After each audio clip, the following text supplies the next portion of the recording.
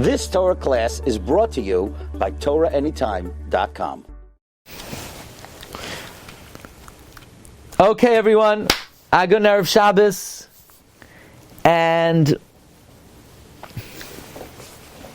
we have so many gewaldige kashas on this week's Parsha that nobody's going to have any answer to. But at least we'll keep you busy. We'll try to ask 7 questions on the Parsha. Question number 1. The pasuk says, Vihu nahar. Rashi said he did masanaros. He was masakin sa'aroi. And he was acting somewhat childish. Okay, that we all know as Vihu nahar. But how does that flow into the next clause? As b'nei bila, Rashi says, as b'nei bila, he would hang out with the b'nei hashvachais, because the brothers were calling them avodim. So Yosef hung out with them. But if anything, that's very mature. If anything, that shows what kind of heart Yosef had. If anything, that showed maturity beyond his years.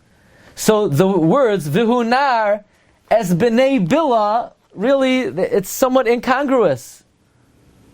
You want to say Vihu nar, but you're going to put the Vihu nar as b'nei bila as b'nei zopa? What does the fact that Yosef was masakin sarai have to do with as b'nei bila as b'nei zilpa? Okay. You ready? I'm not supposed to tell you any answers, but if I think of it at B'shas Maisa, I'm going to tell you. Here's one thought. You know, Chazal tell us that Yosef was at the same time praised for being a great Baal Bitachon and criticized for asking the Sarah Mashkim to intercede on his behalf. So how do you reconcile that?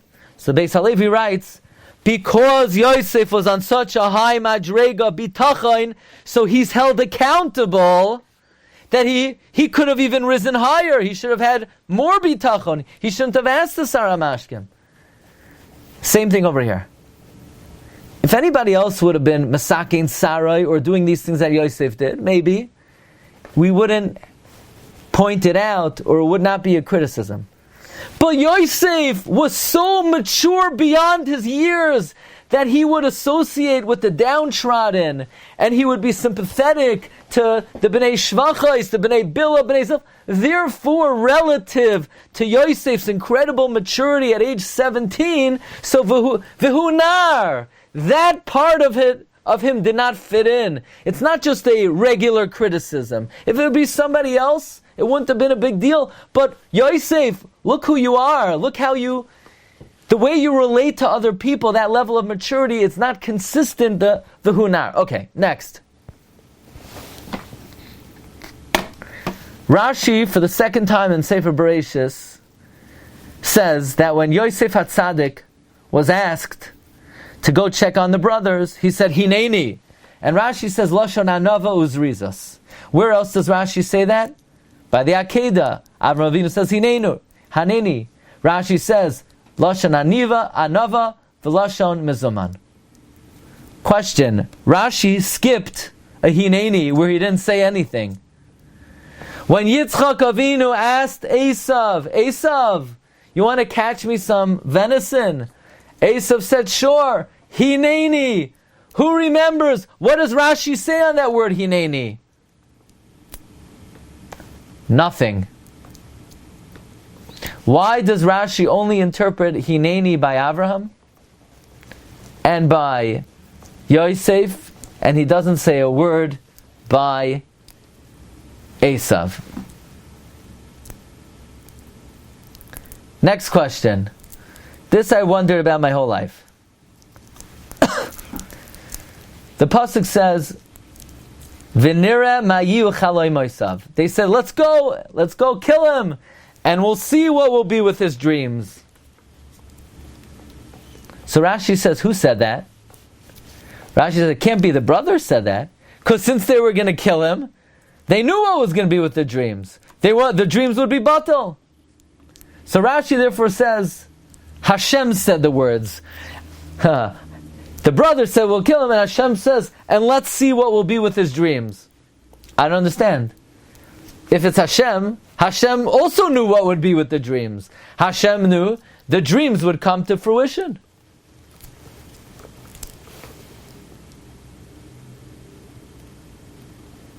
Do you hear what I'm asking? Rashi says it can't be the brothers are saying, let's see what will be with his dreams. See, I always wondered, maybe they're being sarcastic. So the brother said, let's kill him, and then we'll see what will be with his dreams. In other words, sarcastically saying they won't come to fruition. But apparently sarcasm is not one of the ways of interpreting the Torah. So therefore Rashi says it can't be they were honestly saying, let's see what will be with his dreams, because they knew they wouldn't come to fruition. So how could you say that Hashem was saying, let's see what will be? Hashem knew they would come to fruition. You ready for this answer? This is a very difficult answer. Based on the Orach Chaim HaKadosh, that to some degree, a Baal Bechira has the ability to do something, even if, let's say, it's not decreed min hashamayim. We spoke about this at length once. But there's such a principle that man who has free choice can take into his hands something, even though it was not decreed min hashamayim. Could it be that Rashi is saying, the brothers can't say, oh, let's see what will be with his dreams. They want to kill him. So they're taking into his hands. They're taking into their hands, that the dreams will not come to fruition. So they couldn't say that. But God could say, let's see what's going to come with the dreams. Because at the end of the day, it's still Hashem will leave it up to the power of the Baal Bechira to take into their own hands what his fate will be.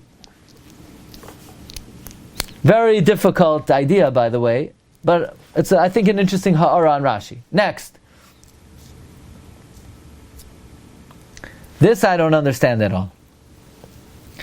Rashi says, V'haya b'chziv b'ledas oisam. After Shua gave birth to Er and Oinan, she went to Kiziv. Rashi says, why is it called Kiziv? Because she stopped giving birth there. So you're telling me that until she stopped giving birth, that city had no name, and then there was a board meeting, and one guy said, I think we should call the name of the city West Hempstead. And another guy said, no. Did you hear Yehuda's wife? She stopped giving birth. I think we should call the name of the city Kiziv. All in favor of Kiziv, raise your hand. And they voted to call it Kiziv because Yehuda's wife stopped giving birth over there. I mean, how's that possible? What does that mean already? They named the city because Yehuda's wife. First of all, how did they know she stopped giving birth? So they came back 8 years later and they found out she stopped giving birth, and they found out it was in that place, so therefore they named it Kiziv.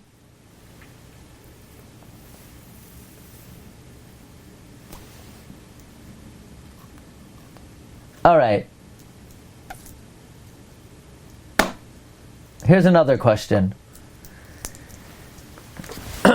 This one the Kli Yakar talks about, but let's ask the question because it's more than that. There's a pasuk, Perek Lamed Tes, pasuk Beis.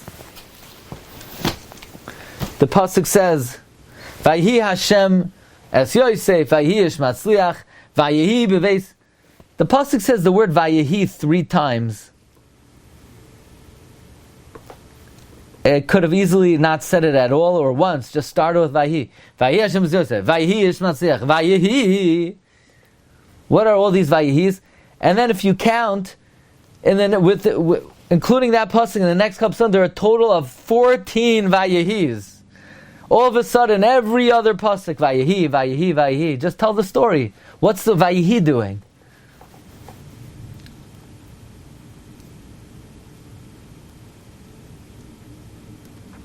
All right, Rabbi Say, one more. Parak Lamed Ches Pasuk Tezayin. When Yehuda comes to Tamar, he says to her, Haveina. Rashi says, prepare yourself. Before he lives with her, he says to her, prepare yourself. Huh? Well, what's she preparing herself for? What kind of hachana does she need? Yehuda's about to mezaneh with her. You usually do hachana for a mitzvah. What kind of hachana is Yehuda asking Tamar to do? Now, if you look at the Sifsei Chachamim says that Yehuda probably did Kiddushin before. So, Lefizeh, you could say his kavana was she should prepare herself to be nikneh bekiddushin before the Maisa. That's probably the simple pshat over here. Alright, Rabbi Sai, thank you everybody for joining. Wishing you all a wonderful Shabbos. And Motzei Shabbos will be a Chanukah Shiur streaming on TorahAnytime.com. And if anybody wants to join us, what time? Good question. Let's see. What time? 8 o'clock, 8 p.m. Here you have it. 8 p.m. 8 p.m. Have a good Shabbos, everyone. Thanks for joining. Good Shabbos. Kol Tov, Agun Shabbos. Be well. Amen. Thank you, Shabbat Shalom. Okay, Kol Tov. Thank you. Thank you. Have a good Shabbos. You've just experienced another Torah class brought to you by TorahAnytime.com.